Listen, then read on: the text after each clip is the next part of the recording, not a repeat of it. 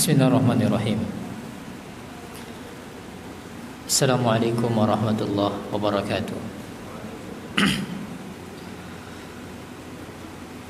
Alhamdulillah. Alhamdulillahi rabbil alamin. Assalatu wassalamu ala asyrafil anbiya'i wal mursalin Nabiina Muhammadin wa ala alihi wa sahbihi ajma'in wa man tabi'ahum bi ihsanin ila yaumiddin, amma ba'du. Allahumma alimna ma yanfa'una wanfa'na bima 'allamtana wa zidna ilma.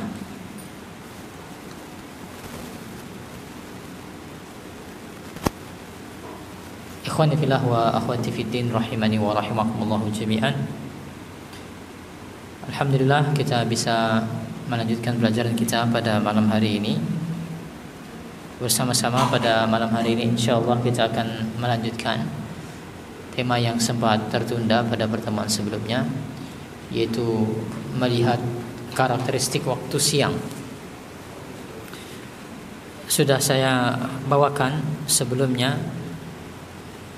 dikutipkan dalam kitab Fiqh Lughah wa Asrarul Arabiyah dari Abu Mansur As-Sa'labi. Ya, meskipun saya belum sempat cross check siapa Abu Mansur As-Sa'labi ini, namun kitabnya terdapat di Maktabah Syamilah.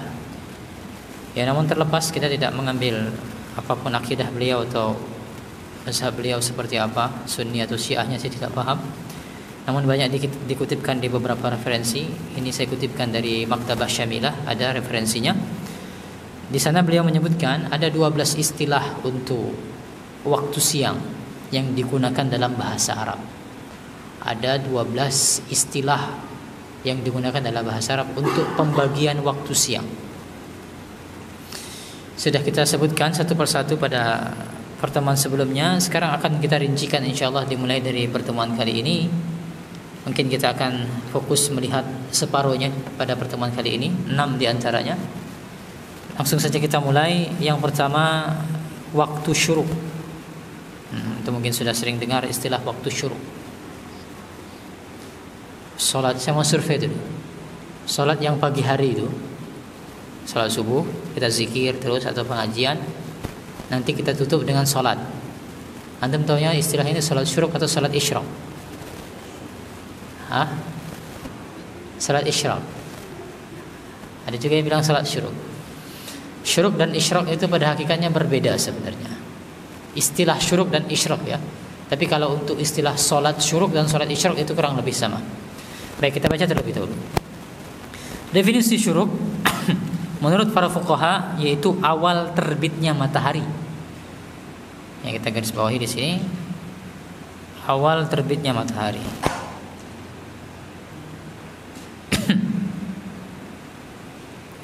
Karena secara bahasa syuruk bermakna terbitnya matahari dari masyrik. Jadi ada asal kata, ada kesamaan asal kata. Masyrik itu dari timur, timur maksudnya. Masyrik timur, syuruk adalah terbitnya matahari dari timur. Ibnul Manzur dalam Lisanul Arab mengatakan asyuruku dengan ra yang disukun maknanya adalah tempat di mana matahari terbit. Jadi ya mudahnya syuruk itu adalah waktu di mana matahari terbit. Jadi ada waktu terbitnya fajar. Terbit fajar itu adalah waktu subuh. Lalu setelah waktu subuh ada waktu syuruk. Ya, ada waktu syuruk. Kalau di jam kita, di jam digital di tempat kita itu waktu syuruk biasanya, waktu di mana matahari terbit untuk pertama kalinya. Nah, namun waktu syuruk ini berbeda dengan waktu isyraq. Menurut penjelasan beberapa ulama. Kita lihat perbedaannya supaya kita lebih paham tentang istilah waktu syuruk. Syekh Muhammad bin Shalih Al-Utsaimin berkata dalam tafsir surat Shad ayat 18 ketika beliau menafsirkan ayat berikut. Di ayat berikut Allah menyebutkan tentang istilah isyraq. Inna sakharnal jibala ma'ahu yusabbihna bil 'ashyi wal isyraq. Sesungguhnya kami menundukkan gunung-gunung itu untuk bertasbih bersama dia, yaitu Nabi Daud, di waktu sore dan di waktu isyraq. Ya, di sini diterjemahkan, saya kutipkan langsung terjemahan Depak, pagi, diterjemahkan pagi. Tapi kita akan lihat lebih detail apa waktu isyraq itu. Namun di sini Allah menggunakan istilah isyraq. Ya, waktu yang Allah gunakan di sini adalah istilahnya isyraq. Nah, maka ceritanya tentang Nabi Daud sebenarnya. Sebelum kita lanjutkan, ya, Nabi Daud adalah orang yang sangat pandai dalam berzikir, memuji Allah Subhanahu wa taala. Makanya kitab Zabur, ya, di dalam Zabur itu tidak ada halal haram. Tapi kitab Zabur itu berisi tentang puji-pujian terhadap Allah Subhanahu wa taala. Berisi puji-pujian terhadap Allah. Ini yang dibaca oleh Nabi Daud. Ketika Nabi Daud membaca, burung-burung, gunung-gunung ikut bertasbih bersama Nabi Daud.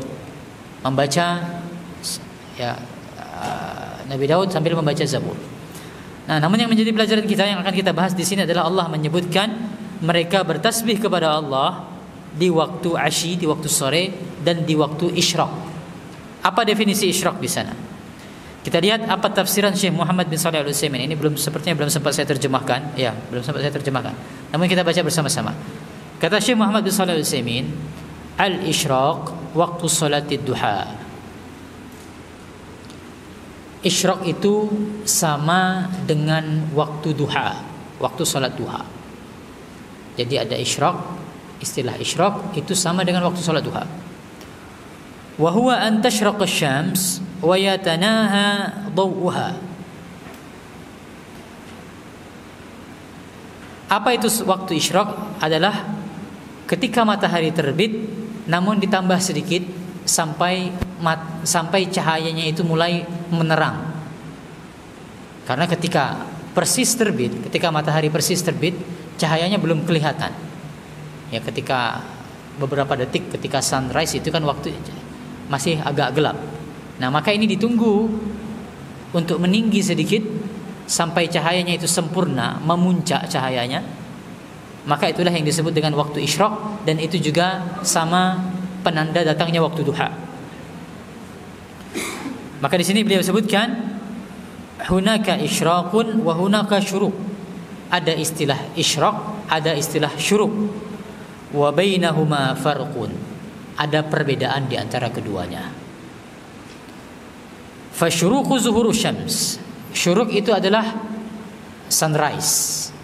Syuruq adalah sunrise ketika persis matahari terbit. Ya, ketika matahari persis terbit, ini yang disebut sebagai waktu syuruq.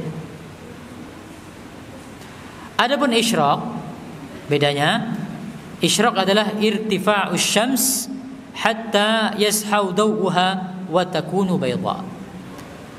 Adapun isyraq ketika matahari sudah mulai tinggi, kemudian cahayanya sudah mulai cerah sehingga cahayanya itu berwarna putih terang. Inilah waktu isyraq.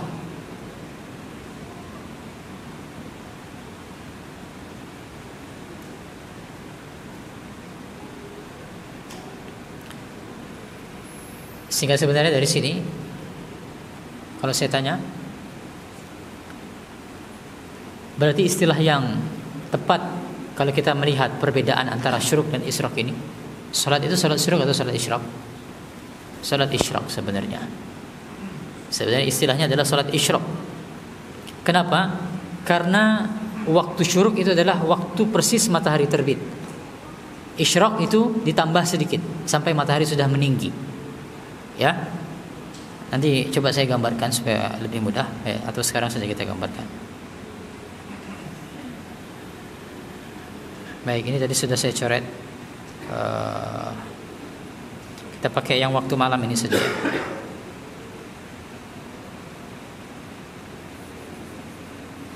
Baik, kita gambarkan di sini. Ada yang bisa bantu saya cekkan waktu salat subuh jam berapa? Ada di sini? Subuh jam berapa?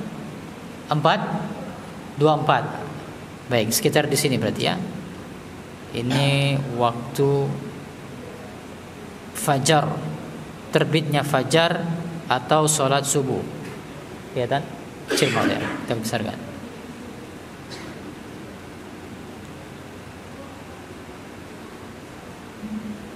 Ini fajar atau subuh. Berapa tadi? 4:24. Lalu ada istilah syuruq. Ada di sini waktu syuruq 5:41. Baik. 5.41 hampir jam 6. Ya, saya miringkan sedikit. Inilah waktu syuruk.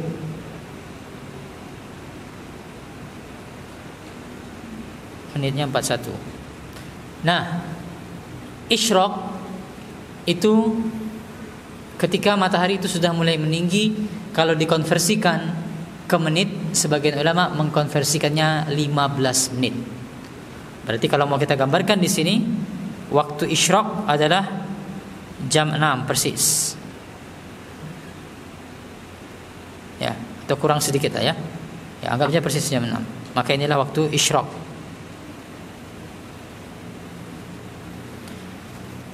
Baik.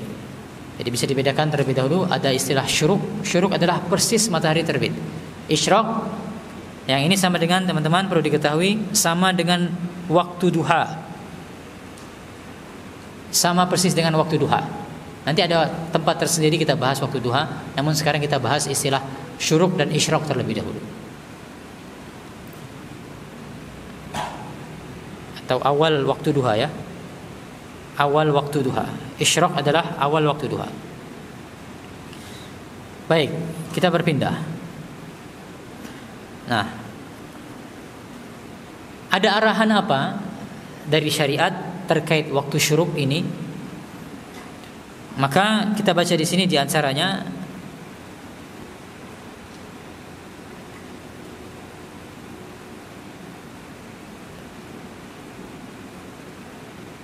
atau sebelumnya, sebelum kita lanjutkan, mengenai istilah waktu isyraq juga disebutkan dalam sebuah hadis dari Abdullah bin Haris. Jadi intinya seperti ini. Kita baca terjemahnya saja.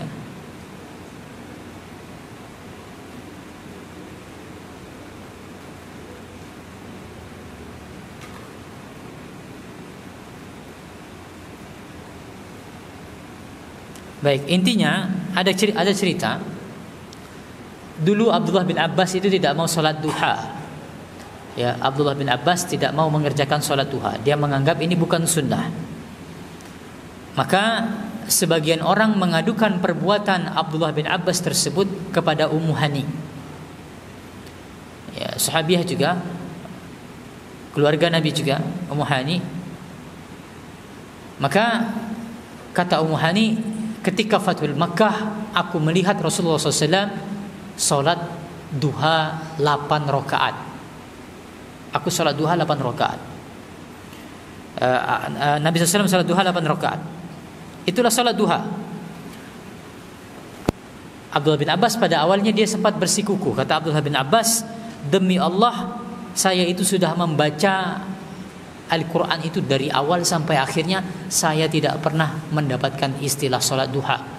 Tidak ada anjuran untuk mengerjakan sholat duha, kata Abdullah bin Abbas. Namun setelah bercakap-cakap dengan Ummu Hani tadi, kata Ummu Hani ada sholat duha itu ketika Fathul Makkah, Nabi mengerjakan sholat duha.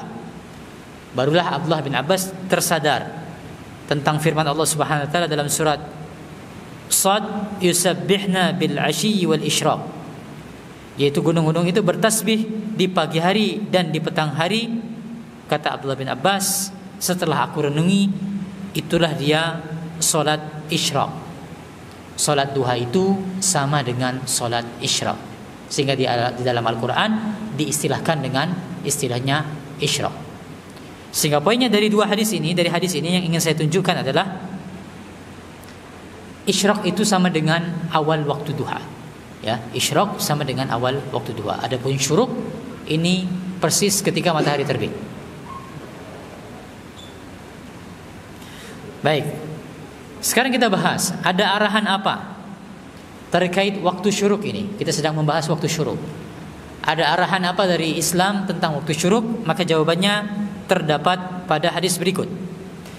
Diriwayatkan dari Uqbah bin Amir radhiyallahu anhu, beliau berkata, "Salasu sa'atin kana an-nabiy sallallahu alaihi wasallam yanhana an nusalliya fihinna aw naqbura fihinna mautana." Ada 3 waktu di mana Nabi SAW melarang kami untuk mengerjakan solat.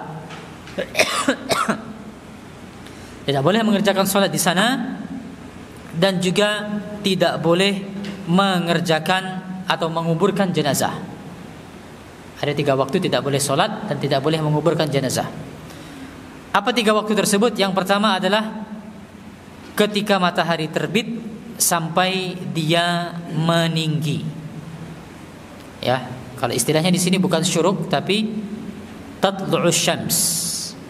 Ketika matahari terbit. Istilah lainnya matahari terbit apa tadi istilahnya? Waktu apa? Waktu syuruk. Ya. Jadi sekali lagi waktu syuruk itu adalah waktu matahari terbit. Sehingga di sini larangannya terkait waktu matahari terbit adalah Nabi melarang seseorang untuk mengerjakan sholat dan melarang kita untuk memakamkan jenazah di waktu syuruk. Ini diantaranya. Jadi yang bahaya itu di tempat kita banyak orang tidak paham. Begitu bunyi jam digitalnya masuk waktu syuruk dia langsung sholat. Dikira ini panggilan untuk mengerjakan sholat. Padahal tidak. Ini waktu syuruk, bahkan waktu terlarang untuk mengerjakan sholat. Kerjakan sholat itu di waktu isyraq, tambah 15 menit dari waktu syuruk. Ya, inilah waktu mengerjakan sholat isyraq tersebut. Kalau orang mau sholat duha, demikian mulai waktunya, tambah 15 menit dari waktu syuruk. Maka di antara konsekuensinya terkait waktu syuruk ini adalah tidak boleh sholat dan tidak boleh memakamkan jenazah. Apa alasannya? Apa hikmahnya kenapa tidak boleh sholat di sana dan juga kenapa tidak boleh memakamkan jenazah? Wallahu alam. Kalau kata Syekh Muhammad bin Shalih Al-Utsaimin, kita tidak mengetahuinya. Ya, kita tidak mengetahuinya, maka tugas kita adalah berserah diri saja. Ya, kita taslim, kita berserah diri, istislam, kita berpasrah diri. Allah melarang demikian, Rasulullah melarang demikian, meskipun kita tidak tahu hikmahnya. Namun sekali lagi pembahasan kita yang pertama terkait 12 waktu di waktu siang, inilah dia yang disebut sebagai waktu syuruk, yaitu terbitnya matahari. Tidak boleh mengerjakan sholat di sana, tidak boleh memakamkan jenazah. Harus ditunggu kalau mau mengerjakan sholat. Kalau mau memakamkan jenazah harus ditunggu sampai datangnya waktu isyraq. Baik, itu yang pertama. Yang kedua yang akan kita bahas pada pertemuan kali ini adalah waktu bukur. Apa itu waktu bukur? Secara bahasa, bukur bermakna awal atau permulaan siang. Secara bahasa bermakna awal atau permulaan siang. Kalau saya tidak salah nanti akan saya sampaikan. Baik. Ya, secara bahasa demikian. Namun nanti ada rinciannya, kita baca terlebih dahulu. Istilah bukur disebutkan oleh Nabi dalam sebuah hadis. Nabi berdoa, Allahumma barik li ummati fi bukuriha. Ya Allah, berkahilah umatku di waktu bukurnya. Ya, kita coret ini. Saya coret saja. Bukan waktu pagi, lebih tepatnya di waktu bukur.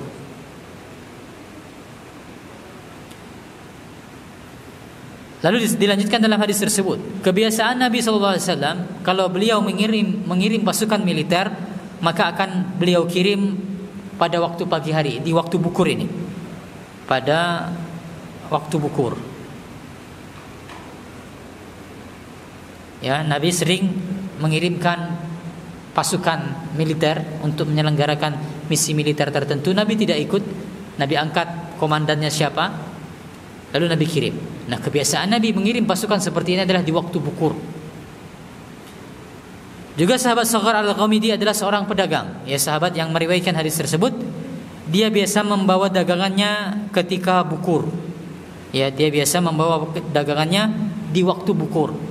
Karena hal itu, dia kemudian menjadi kaya dan menjadi punya banyak harta. Sahabat Saghar Al-Ghamidi terkenal sebagai salah seorang sahabat yang kaya raya. Karena dia punya kebiasaan berdagang di waktu bukur.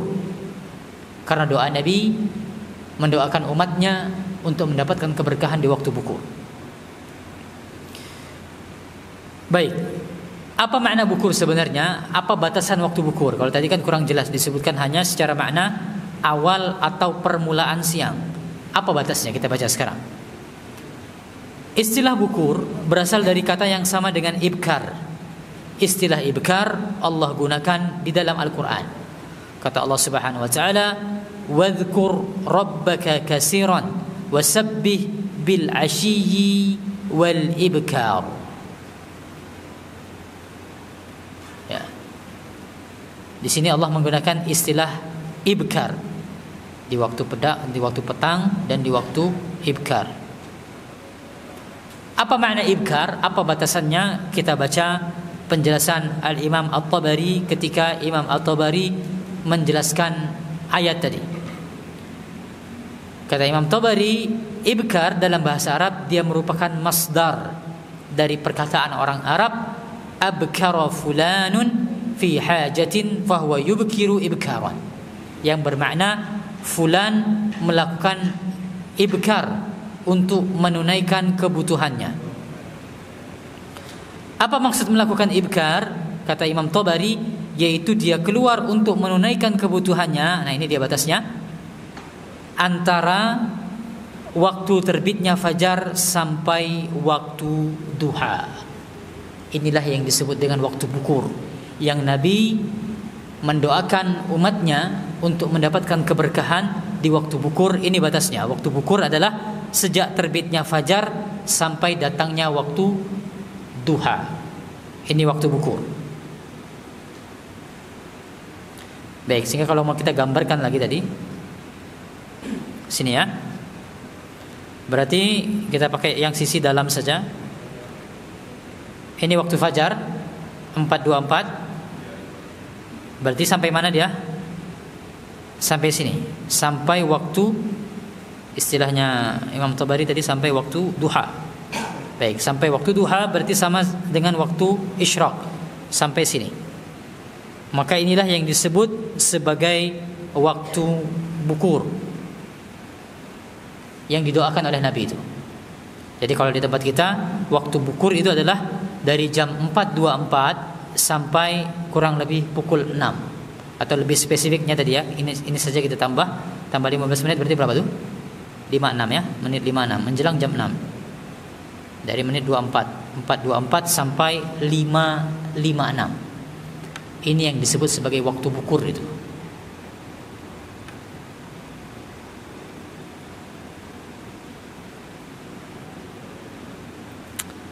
Baik. Apa penjelasan para ulama terkait waktu bukur ini? Apa di antara konsekuensinya? Kita baca. Antara dua waktu ini, yaitu antara waktu terbitnya fajar sampai waktu duha, adalah waktu dimulainya pekerjaan di zaman kenabian. Dulu para sahabat, perlu Anda ketahui, mereka mulai kerja itu di waktu bukur. Tadi jam berapa tadi? 4.24 sampai 5.56. Kalau di tempat kita, anak-anak sekolah mulainya jam 7. Orang kerjaan sekarang jam 8, jam 9. Ya. Orang kantoran jam 8 ya, jam 8, jam 9 dan sebagainya, jam 7. Ya, masyarakat di barat, kalau di Inggris itu aktivitas mulai jam 9. Aktivitas itu dimulai jam 9. Tidak demikian kondisi di zaman Nabi. Dulu para sahabat itu mulai beraktivitas, mulai bekerja di waktu bukur. Artinya sebelum jam 6 mereka sudah mulai bekerja, sudah mulai beraktivitas. Demikian juga zaman setelahnya hingga beberapa waktu sebelum zaman kita. Ini perkataan sebagian ulama, sebagaimana akan kita baca keterangan Ibnu Battal berikut. Baik, kita baca terjemahnya, penjelasan Ibnu Battal. Kata Ibnu Battal, apa yang telah diriwayatkan dari Nabi bahwasanya beliau berdoa, ya Allah berkahilah umatku di waktu bukur, bukan bermakna bahwasanya di luar waktu bukur itu tidak ada berkah padanya. Ya, sehingga ini bukan pembatasan berkah itu cuma ada di waktu bukur, tidak. Tapi ada alasan. Alasannya karena setiap yang dilakukan oleh Nabi maka pasti terdapat keberkahannya, dan itu menjadi sebaik-baik teladan bagi umat beliau. Jadi artinya, kata Ibnu Battal, Nabi itu beraktivitas tidak hanya di waktu bukur, tapi di waktu lainnya Nabi juga beraktivitas. Maka dalam setiap aktivitas Nabi itu pasti ada berkahnya. Sehingga dari sana kata Ibnu Battal, yang namanya berkah itu tidak terbatas di waktu bukur saja. Namun kata beliau, adapun Nabi mengkhususkan doa keberkahan untuk waktu bukur di antara waktu-waktu lainnya, wallahu a'lam, karena itu adalah waktu yang digunakan oleh manusia untuk memulai pekerjaannya. Yang ini merupakan waktu yang penuh semangat dan waktu berurusan dengan tenang.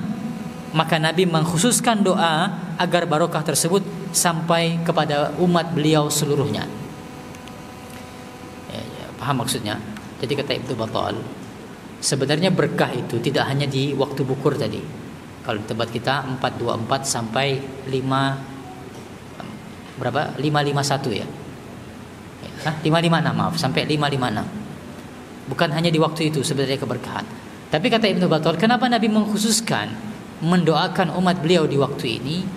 Karena di zaman dulu ya, atau kebiasaan manusia di zaman dulu adalah orang-orang itu bekerja di waktu ini. Mereka memulai pekerjaan di waktu ini, makanya Nabi kemudian mendoakan waktu ini. Karena banyak orang bekerja sehingga keberkahan itu lebih sampai, lebih luas didapatkan oleh umat manusia. Ya, sehingga inilah dia yang penting kita ketahui terlebih dahulu adalah batas waktu bukur tadi. Lalu di antara karakteristiknya adalah waktu yang didoakan oleh Nabi untuk penuh dengan berkah.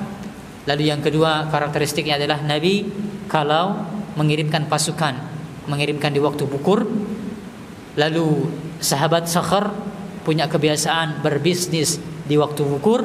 Lalu yang keempat adalah diriwayatkan dalam beberapa riwayat Nabi itu punya kebiasaan kalau berperang di waktu ini, di waktu bukur. Ya, Nabi biasa memulai peperangan di waktu bukur.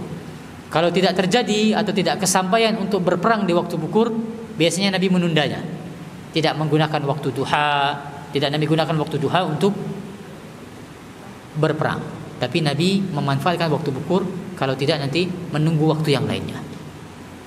Sehingga ini di antara karakternya 4 ya. Digunakan waktunya penuh berkah. Nabi terbiasa mengirim pasukan militer, Nabi terbiasa berperang, digunakan oleh Sakhar Al-Ghamidi untuk berbisnis.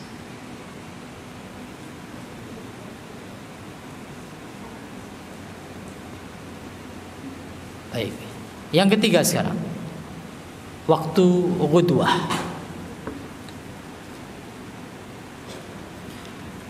Istilah ghudwah digunakan oleh Rasulullah SAW dalam hadis berikut. Ali menceritakan bahwasanya Nabi SAW pernah bersabda, "Ma min muslimin ya'udu musliman ghudwatan illa shalla alaihi 70,000 malakin hatta yumsiya." Tidaklah seorang muslim menjenguk saudaranya di waktu ghudwah. Ya, secara lagi di sini terjemahnya biasanya masih pakai pagi hari. Ya, di waktu ghudwah.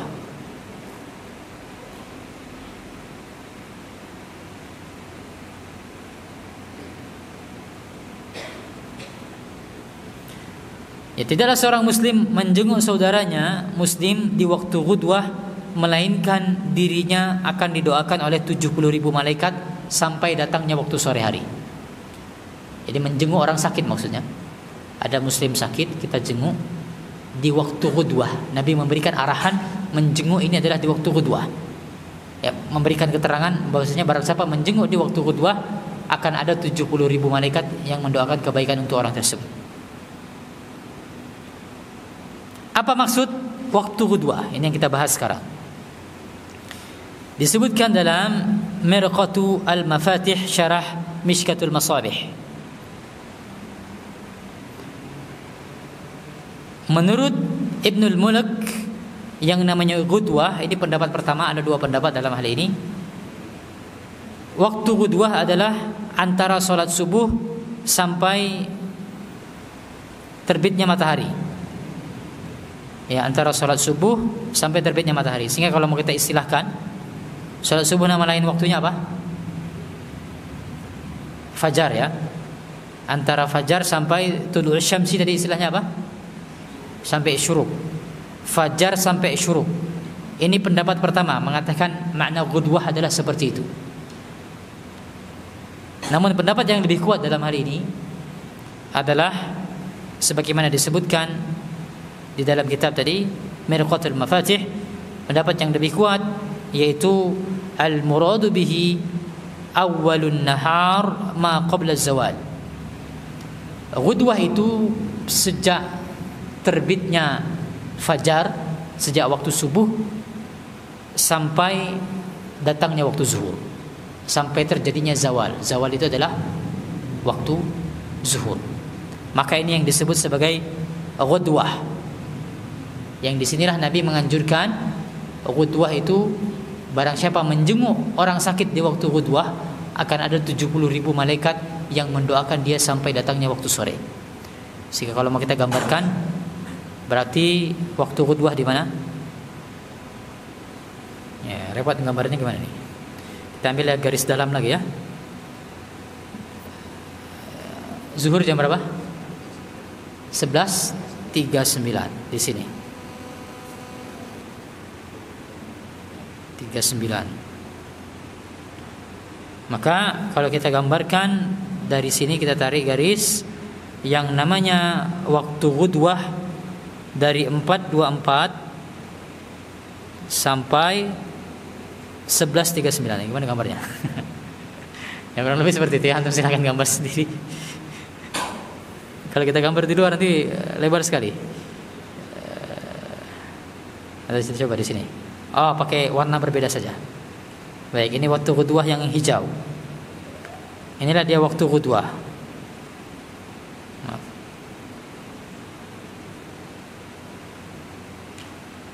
Kelihatan tidak? Baik, kelihatan insyaallah. Lebih tebal lagi saja. Ini waktu ghudwah.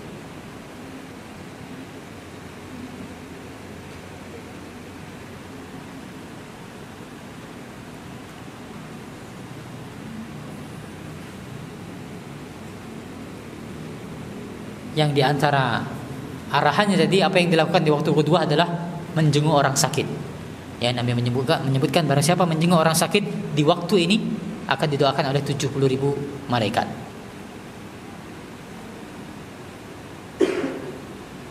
Maka itu waktu ghudwah. Yang keempat, sekarang kita bahas waktu duha. Ya, waktu duha sebenarnya mudah. Ya, sama dengan waktu isyraq tadi. Namun kita baca saja. Duha diambil dari kata ad-dahwu.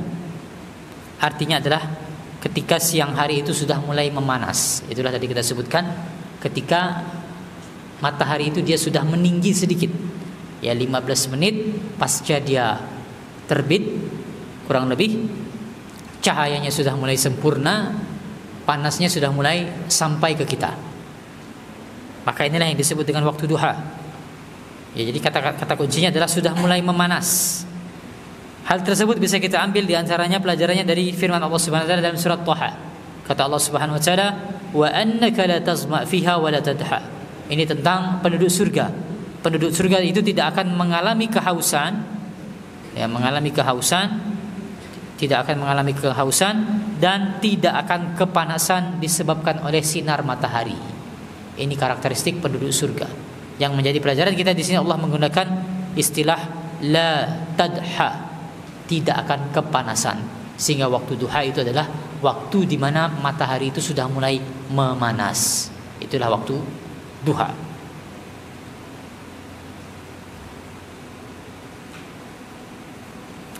Nah, sehingga dalam istilah ulama ahli fikih, duha yaitu baina irtifa'i syamsi ila zawaliha. Waktu duha itu merupakan waktu di mana matahari mulai meninggi sampai datangnya waktu zawal, yaitu waktu subuh. Jadi kalau mau kita gambarkan, yang mana yang disebut dengan waktu duha, maka ini waktu duha. Warna kuning ya, waktu duha dari 5.56 sampai 11.39, itulah yang disebut sebagai waktu duha. Saya gambarkan dengan warna kuning. Ini yang disebut dengan waktu duha.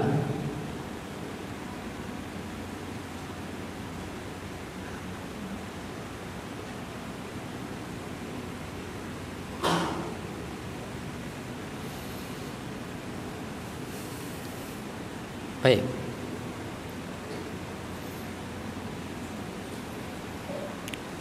Yang kelima, dan barangkali ini yang terakhir. Isya jam berapa? Oke, masih mungkin bisa 6 kita bahas. Yang kelima adalah waktu hajirah.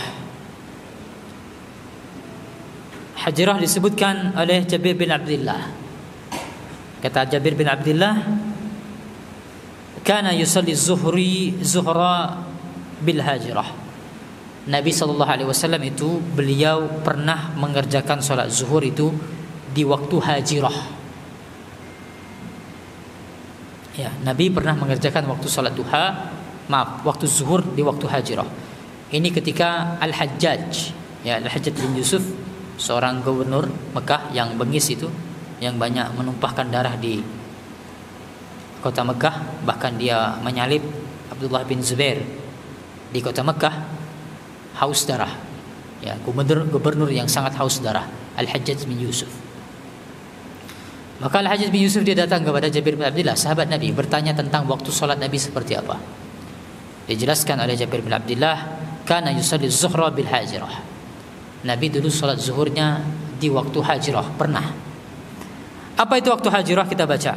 Ada banyak penjelasan para ulama, di antaranya saya kutipkan di sini penjelasan Syekh Abdullah Al-Basam dalam kitab Taisirul Alam. Al-hajirah syiddatul harri ba'da az-zawal. Waktu hajirah itu adalah waktu di mana panas itu memuncak setelah tergelincirnya matahari. Ma'khuzatun min hajrin nas a'malahum li syiddatil har. Ini di antara pelajarannya yang penting kita untuk garis bawahi. Kenapa orang dulu mereka menamakan waktu ini sebagai waktu hajirah? Berasal dari kata hajar. Apa makna hajar? Meninggalkan sesuatu, mengabaikan sesuatu. Nah, orang dulu menamakan waktu ini sebagai hajirah karena ini adalah waktu ketika mereka meninggalkan pekerjaannya. Mereka bekerja dari waktu pagi hari, datang waktu hajirah, tinggalkan pekerjaan, istirahat terlebih dahulu. Ini yang disebut sebagai waktu hajirah, dan dia disebutkan oleh Syekh Abdullah Al-Basam dan beberapa ulama yang lainnya adalah ba'da zawal, setelah matahari tergelincir. Baik, kalau kita gambarkan seperti ini teman-teman.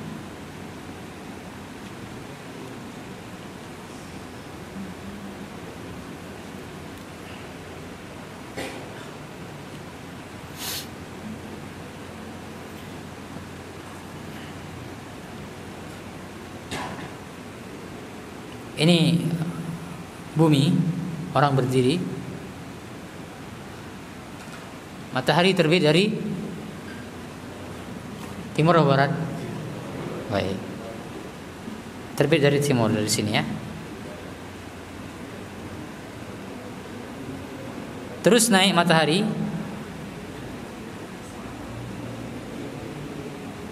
sampai kemudian terbenam di barat di waktu maghrib.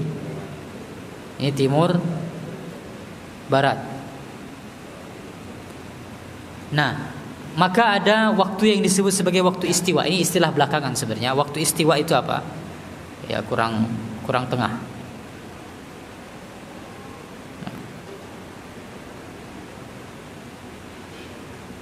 Jadi ada yang disebut dengan waktu istiwa. Apa itu waktu istiwa? Ketika matahari itu persis di atas kita, sehingga bayangan itu dia tidak ke arah timur, tidak ke arah barat.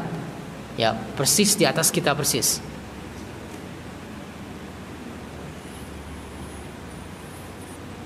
Ini waktu istiwa, kemudian menunggu beberapa saat, kurang lebih 15 menit. Dia bergeser ke sini kurang lebih 15 menit. Itulah yang disebut waktu zawal. Matahari sudah mulai tergelincir ke arah barat, dan disinilah waktu zuhur. Ya, ini waktu zuhur. Seperti ini selisihnya di sini. Ini waktu zawal, dimulailah waktu zuhur. Nah, maka sesaat setelah masuk waktu zuhur, inilah yang disebut dengan waktu hajirah di tadi. Waktu hajirah. Waktu di mana manusia meninggalkan pekerjaan mereka saking panasnya. Ya, jadi sesaat setelah masuknya waktu zuhur. Oh, maaf, saya keliru, maaf ya. Dia tadi disebutkan ba'da zawal. Jadi dimulai dari sini dan seterusnya. Ya, adapun zuhur itu kurang lebih 15 menit dari sini selisihnya. Adapun waktu hajrah dimulai dari sini. Ketika dia sudah mulai bergeser sedikit,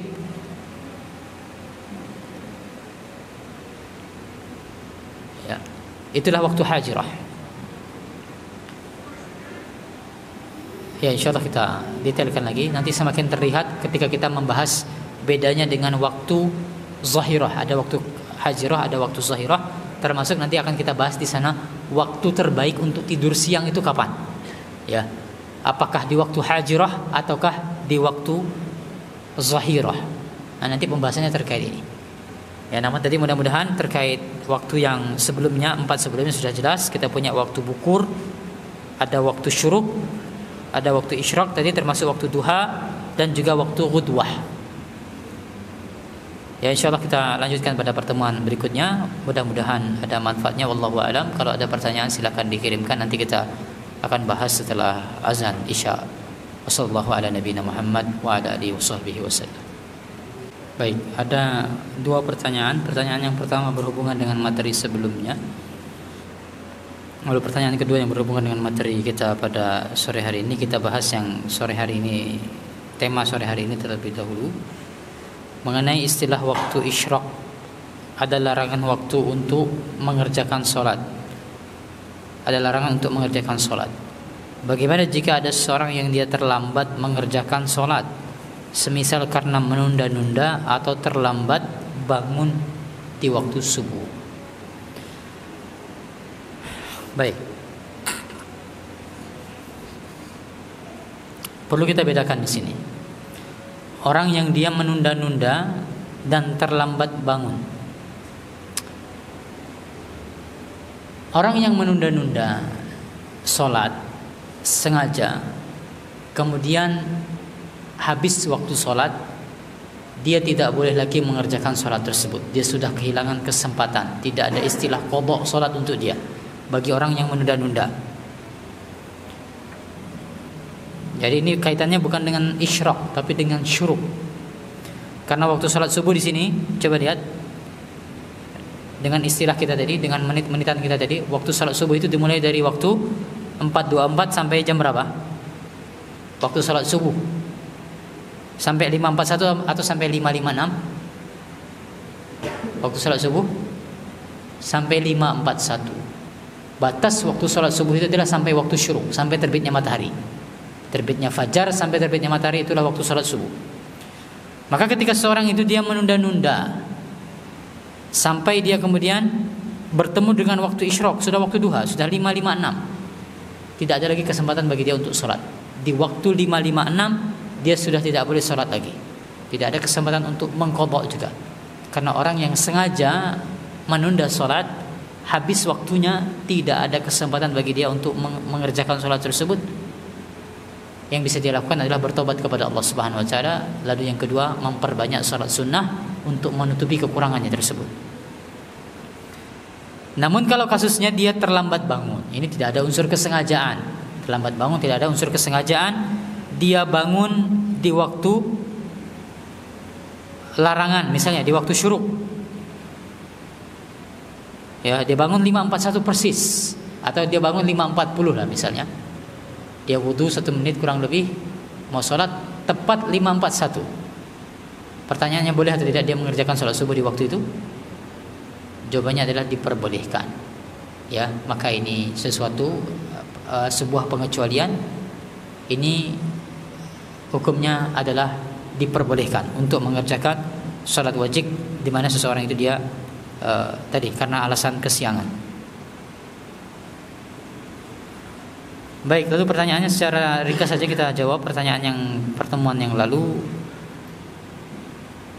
Jika saya merasa insecure kepada diri sendiri hingga kadang mengatakan, ya Allah, kenapa saya harus mengalami cobaan ini? Apakah ini contoh sikap yang harus dihindari? Tidak hanya harus dihindari, ini haram hukumnya. Ya, mempertanyakan takdir Allah hukumnya haram.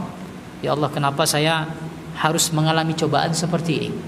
Ini kan mempertanyakan takdir Allah Subhanahu wa taala. Tidak boleh seperti ini ya ikhwan dan akhwat. Tolong kasih saran ya, kasih saran. Ingat kata Syekhul Islam Ibnu Taimiyah, apapun yang Allah pilihkan untuk orang-orang beriman, maka itulah yang terbaik untuk dirinya. Takdir Allah untuk orang beriman, maka itulah yang terbaik bagi orang-orang beriman, karena Allah itu menginginkan yang terbaik bagi orang-orang yang beriman. Maka apapun yang Anda alami itu yang paling baik. Meskipun menurut logika Anda ini bukan yang terbaik, ini malah tidak mengenakan, malah ini menyakitkan, tapi itu yang terbaik bagi diri Anda. Ya, sebuah permisalan yang sangat mengena disampaikan oleh Ustaz Nuzul Zikri. Saya yakin sebagian antum pernah mendengarnya. Antum kalau punya motor Honda, servisnya yang paling baik tentu ke bengkel Honda. Mereka yang paling tahu, yang paling baik. Soalnya mereka pabriknya, mereka yang membuat. Antum punya mobil Nissan, mau servis yang paling bagus tentu bawa ke bengkel Nissan. Mereka yang memproduksi, mereka yang paling baik, tahu yang paling baik. Maka demikian juga dengan kita. Ya, manusia itu diciptakan oleh Allah Subhanahu wa taala. Allah yang paling tahu mana yang baik, mana yang buruk untuk kita. Sehingga ketika Allah menetapkan takdir bagi orang-orang beriman, maka memang itu yang paling baik bagi orang-orang beriman. Sehingga harus berupaya optimis, jangan pernah mempertanyakan takdir Allah, dan kita harus selalu berprasangka baik atas takdir-takdir Allah Subhanahu wa taala. Hadza wallahu a'lam. Kita cukupkan demikian, lebih kurangnya mohon maaf. Mudah-mudahan ada manfaatnya. Kita lanjutkan insyaallah pada pertemuan berikutnya. Wallahu a'lam, sallallahu ala nabiyyina Muhammad wa ala alihi washabbihi wasallam. Subhanakallahumma wa bihamdika asyhadu an la ilaha illa anta astaghfiruka wa atubu ilaik. Assalamualaikum warahmatullahi wabarakatuh.